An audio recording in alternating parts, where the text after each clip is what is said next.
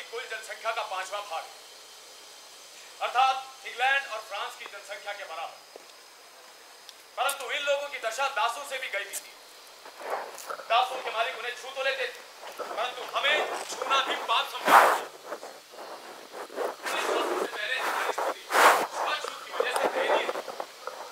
क्या ब्रिटिश सरकार ने इसके लिए कोई कदम उठाया? ब्रिटिश शासन से पहले हम कुएं से पानी नहीं भर सकते थे। क्या ब्रिटिश सरकार ने हमें यह अधिकार मुहैया करवाया? ब्रिटिश शासन से पहले हम मंदिरों में नहीं जा सकते थे। क्या आज हम मंदिरों में जा सकते हैं? ब्रिटिश शासन से पहले हमें पुलिस सेवा में नहीं लिया जाता था।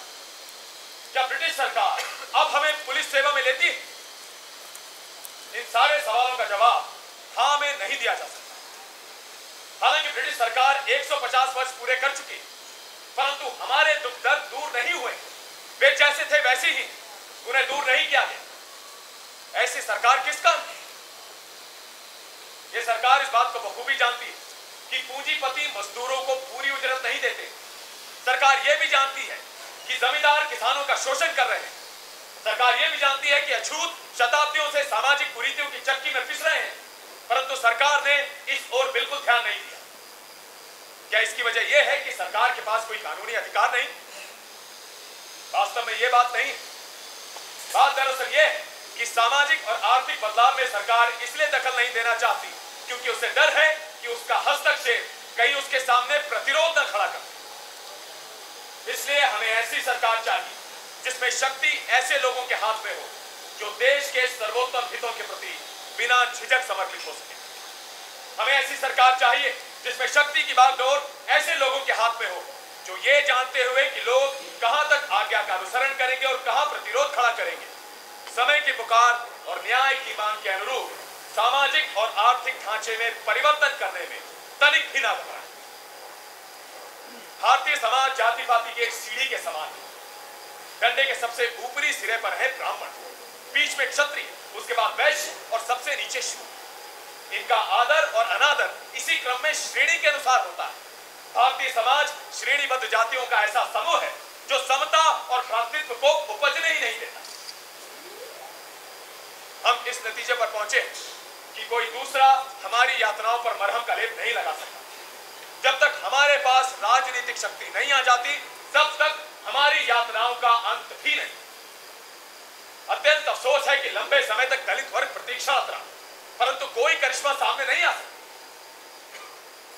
आज इस बात को गंभीरता से नहीं लिया जा रहा, परंतु हकीकत यह है कि देश की वर्तमान स्थिति में ऐसा कोई संविधान स्वीकार्य नहीं होगा जिसे बहुसंख्यक लोगों का समर्थन प्राप्त ना हो। वो वक्त अब नहीं रहा जब निर्णय आप लोग लेते थे और स्वीकार भारत कर लेता था। भविष्य में ऐसा समय अब नहीं आएगा। यदि आप चाहते हैं कि नया संविधान कारगर प्रमाणित हो, तो उसका एकमात्र आधार लोगों की सम्मति होनी चाहिए।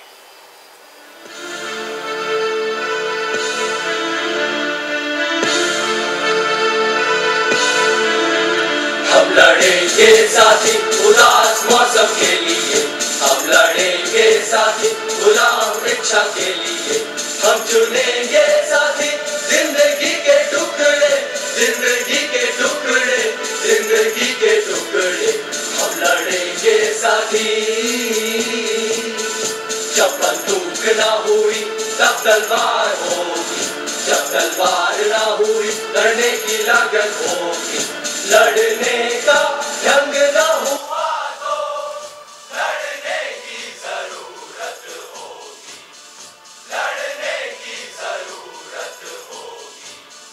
हम लड़ेंगे कि अभी तक लड़े क्यों नहीं, हम लड़ेंगे साथी उदास मौसम के लिए, हम लड़ेंगे साथी गुलाम इच्छा के लिए।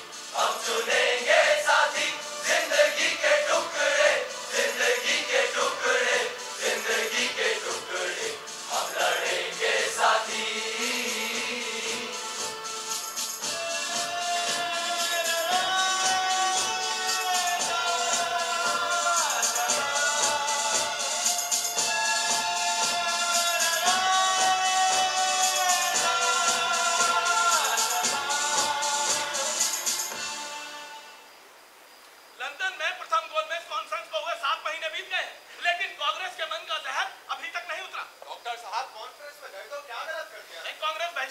रही है तो जरूरी है दूसरे भी बहिष्कार करें। इतने लोग गए थे, किसी के बारे में कुछ नहीं कहा। डॉक्टर साहब के पीछे तो हाथ धोकर ही पड़ गए। कोई देशद्रोही कह रहा है तो कोई हिंदू समाज का विध्वंसक। हाँ तो यही हाल है।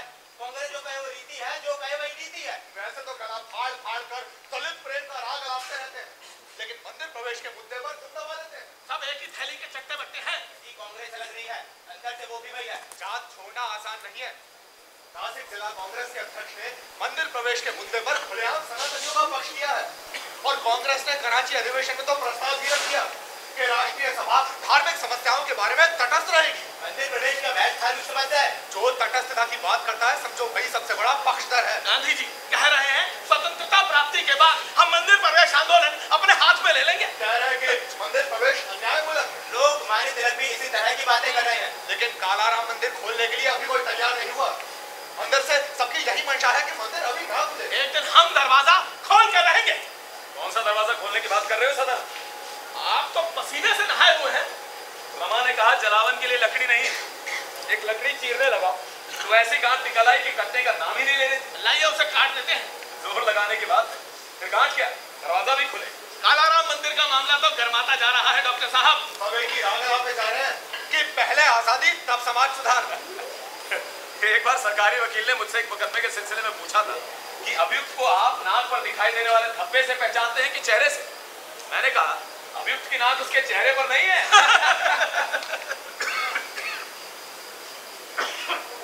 तबीयत अभी ठीक नहीं है। बुखार तो उतर गया है, फिर भी कुछ दिन और आराम करना चाहिए था। ये गांठ कौन चीरेगा? इस कमजोरी में भी ऐसी कौन सी चीज है जो आपको काम करने के लिए ताकत देती है? अपमान की ज्वाला इसकी धधक सरकार तक पहुंचने लगी है। उन्हें लगने लगा है अगर जल्दी तक कुछ नहीं किया गया तो दलित विद्रोह कर देगा। पुलिस में भी दलित वर्गों की भर्ती शुरू हो गई है। भाई ये तो डॉक्टर साहब के उठाए गए सवालों का ही परिणाम है। लेकिन दुख है कि लोग मुझे समझ नहीं पा रहे हैं। अभी भी मेरे बारे में कटु प्रचार प्रसार जारी है।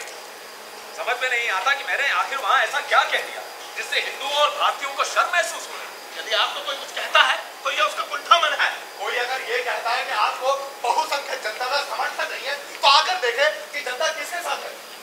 डॉक्टर साहब, आज जो आपका विरोध कर रहे हैं कल आपका समर्थन करेंगे। गुलाबा समाचार जो कल तक आपके खिलाफ लिखता रहता था आज प्रशंसा करने लगा है। आपके सामाजिक सुधार के बारे में लंबा लेख छपा है। भाई दुआ करो कि कांग्रेसियों का भी ऐसा हृदय परिवर्तन हो जाए। उनके पास हृदय है। आज तो आपको गांधी जी से मिलने जाना है डॉक्टर साहब। हाँ, लेकिन वो तो खुदा से मिलने आने वाले थे ना। सांगली से उस दिन जब हम लौटे थे तब गांधी जी ने पत्र लिखकर पूछा था कि रात 8 बजे मिलने का समय है या नहीं। अगर मेरा वहां जाना असुविधाजनक हो तो वो ही चले आएंगे मेरे घर। आए थे। आते तो लोग हमें जानकारी कहते, इसलिए मैंने कहलवा दिया हम ही रात 8 बजे मिलने पहुंच जाएंगे। हाँ, लेकिन आपको तो उस दिन 106 डिग्री बुखार था।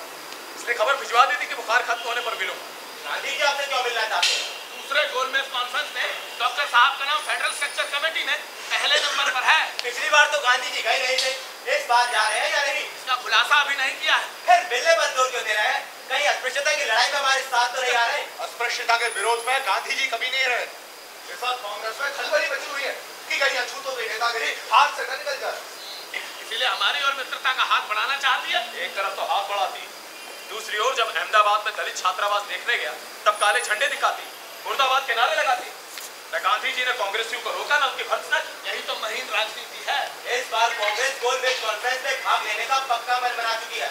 वो चाहते हैं कि डॉक्टर साहब को तोड़ लिया जाए और वो काम गांधी जी करेंगे। गांधी जी के बारे में इस तरह नहीं सोचना चाहिए सदा। डॉक्टर साहब, कांग्रेस गांधी जी से चलती है और गांधी जी को यह पता लग चुका है कि आप उन पर भारी पड़ रहे हैं, इसलिए हमसे मित्रता चाहते हैं और हमें उनसे सावधान रहना है। डॉक्टर साहब, अगर आपको ऐतराज न हो तो क्या सब आपके साथ चल सकते हैं? हाँ जरूर जरूर, आप लोग भी साथ चले, अच्छा रहेगा। कल कितने बजे चलना है? दोपहर 2 बजे का समय दिया। कहाँ पर?